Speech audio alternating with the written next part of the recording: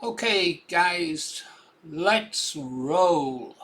Welcome to part 2 of our videos about Europe being caught between a rock and a hard place. By Europe, I mean the global elite. In the first video, I started to tell you about the players. Up on the left, President Donald Trump, who is for the nation states, the sovereign states. Over on the right, President Putin of Russia. He's also for the nation states, sovereign states.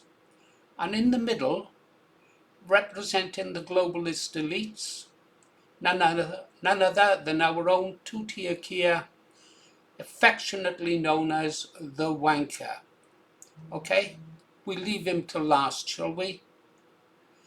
And now let's talk about President Putin, the much maligned dictator of Russia.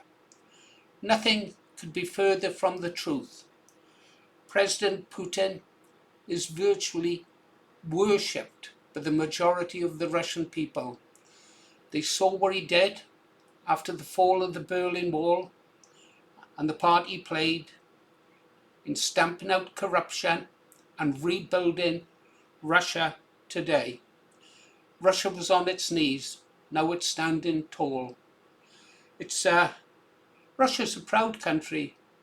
They've made tremendous sacrifices through history, but it's also a rich country in resources that have not yet been fully exploited. Russia doesn't need the West needs Russia. And all Russia wants to do is to trade with the West. Russia believes in sovereign states and non-interference in the affairs of other countries unless it directly affects Russia, in the same way that President Trump looks out only for the Russian people. Okay? So don't believe all the bad press about President Putin. He's a great leader. He's also got, as his foreign secretary, I think perhaps the world's greatest diplomat ever, Sergei Lavrov. That guy is a real diplomat. He knows how to talk. He knows how to conduct himself. How different to the clown that we have in the United Kingdom, who can't even tie his own shoelaces. An embarrassment on the world stage. Well, that's President Putin. Now we'll talk about the piggy in the middle, two-tier, friend of the world, friend of Ukraine, friend of Ukrainian rent boys. Yeah, well, he represents the globalists who controlled from the top of the pyramid by that 5 or 13 families. He just obeys orders. He literally is just a tool of the globalists. He doesn't think for himself, he just does what he's told. He has no respect, no honour, and is held in contempt by the British people. An honourable man would resign, would call a general election, but Starmer's not an honourable man, is he? He's a slug.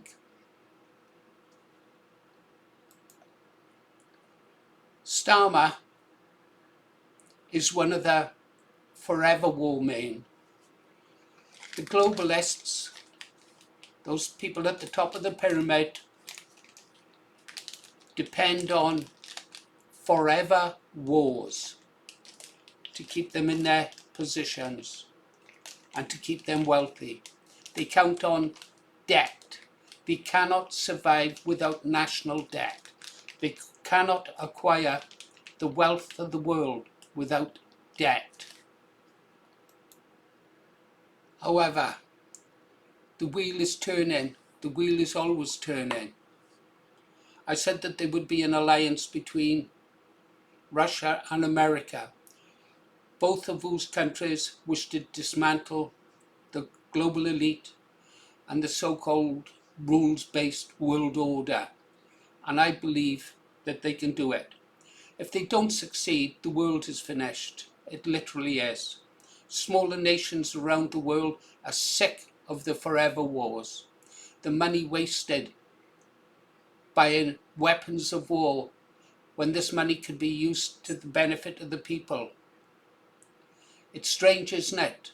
We can always find billions of dollars for weapons to go and kill people halfway around the world, but we can't keep our old age pensioners warm in the winter. We can't keep our veterans in some small degree of comfort, whilst we find billions to home in comfort those who would replace us.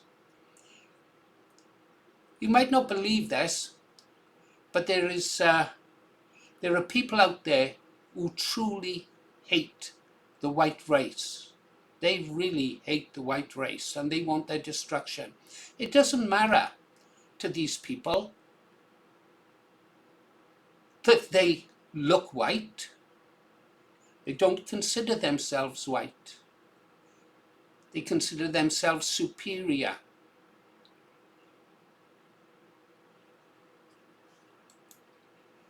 Right, we won't go down that rabbit hole now. Let's concentrate on the coming war, shall we? Because there is a war coming. Let's go through this little slideshow with you guys. It's going to be a bit scrappy because you know me, I don't edit.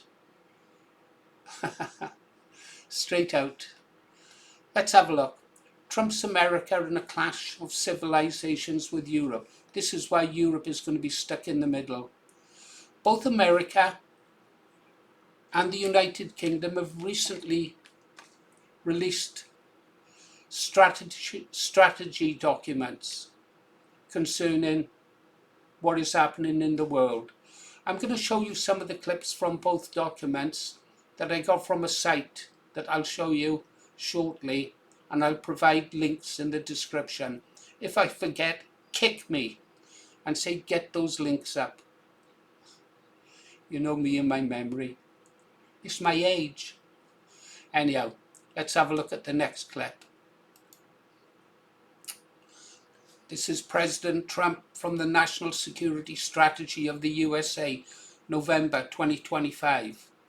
Ending the perception and preventing the reality of NATO as a perpetually expanding alliance, and aims to prevent unintended escalation or expansion of the war and re-establish strategic stability with Russia. I don't think anybody can deny that despite the agreement made immediately after the fall of the Berlin Wall, in fact one of the reasons the Berlin Wall fell was we made an agreement in the West that we would not expand eastwards and we would not increase the size of NATO. But every year since the end of the war, the Second World War, what has NATO done? It has crept further and further eastwards until finally it arrived on Russia's borders, of whose resources they wish to take control of. Okay, let's have a look at the next document. Now, how different is this to what President Trump has said in the previous slide? The most acute threat as that posed by Russia, and calls for strengthening NATO and fortifying Ukraine, Section 13. More of the same forever wars, more profits to the arms dealers, more control to the global elite. Let's go to the next slide. Keir Starmer, two-tier Keir, the wanker, the slug, the destroyer of the UK, puppet of the New World Order. Strength remains the only effective response towards tyrants like Putin, and we stand unashamedly for freedom, democracy and internationalism. Lie, lie, lie, lie. If he believed in democracy, he'd call for a general election now. All he stands for is the global internationalists. Putin has never sought conflict with the West. In fact, he's made so many, overtones of peace towards the West, just wanting to strengthen trade, and all the time they were rejected. Every time he reached out his hand in friendship to the West, the New World Order would brush their hand aside and attack him.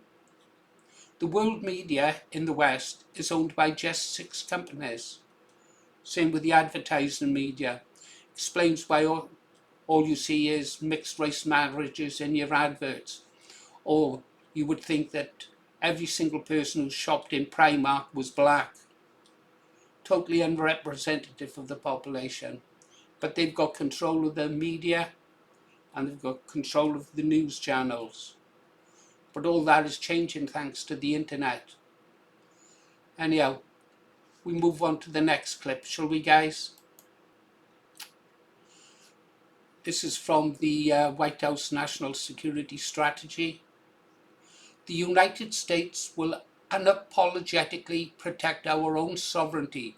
This includes preventing its erosion by transnational and international organizations. He's got a problem with NGOs and quangos in America. He knows what's happening in the world, and he is going to dismantle the transnationals. These are the multinational companies that own everything, almost everything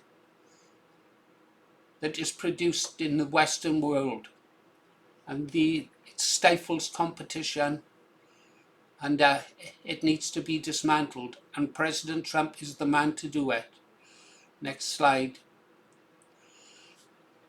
White House. After the end of the Cold War, American foreign policy elites convinced themselves that permanent American domination of the entire world was in the best interests of our country. They took it upon themselves to play God. The people at the top of the pyramid, the 5 or 13 families, believe that they are gods. That they and their descendants were chosen to rule the world. We have to disabuse them of that notion. Next slide. This is from Russia. This strategy corresponds in many ways to our vision. We see wording against confrontation and in favor of dialogue, building good relations. We see that NATO should stop expanding.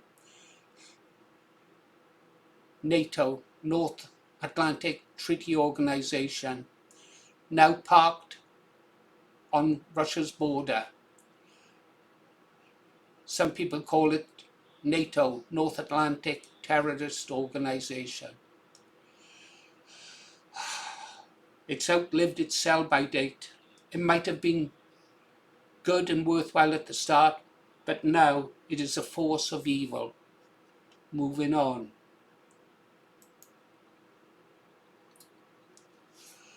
Right, these clips were taken from the video channel of the lady you see on her right.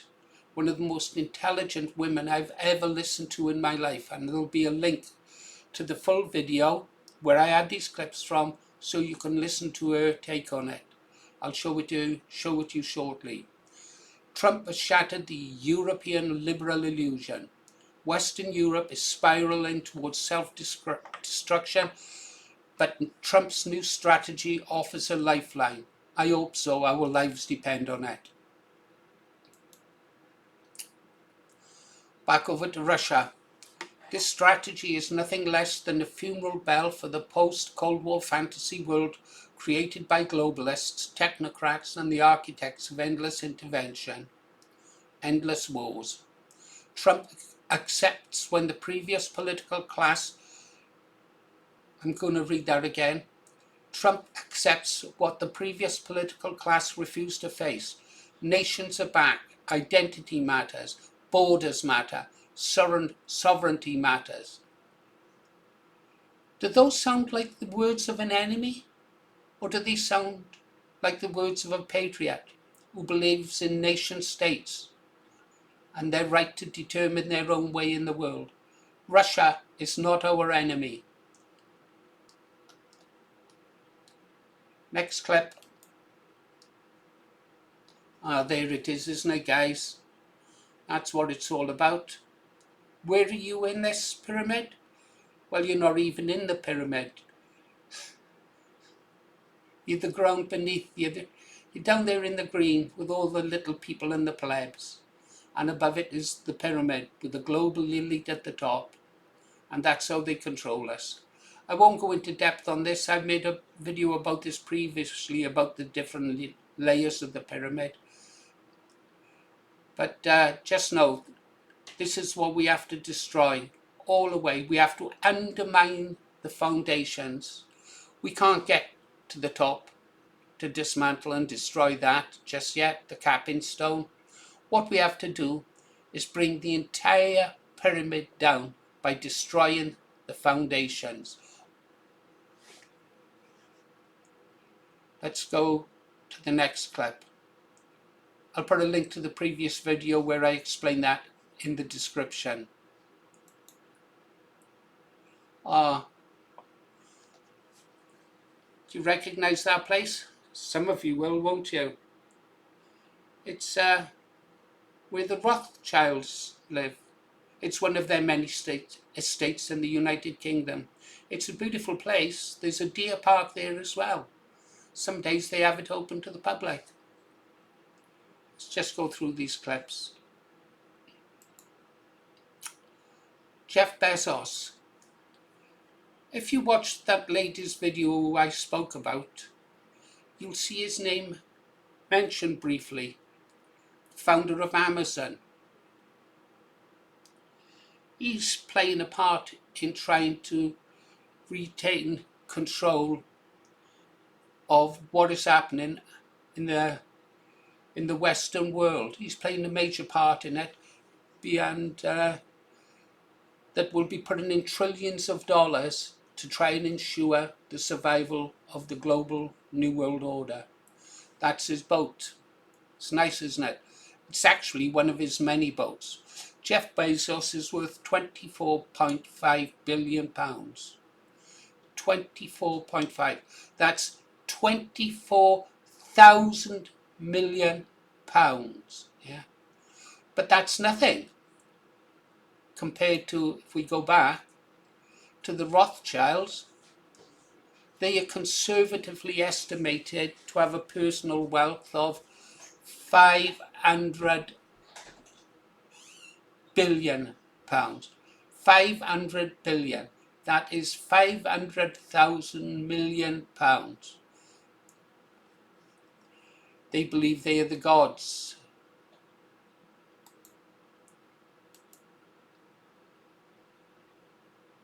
It's a beautiful boat. That's Bill Gates's boat. Another player. Okay, guys. So you can see what we're up against. You know, I think I'll make this a three-parter because there are other videos I want to get out today. So I'll see you on the next one.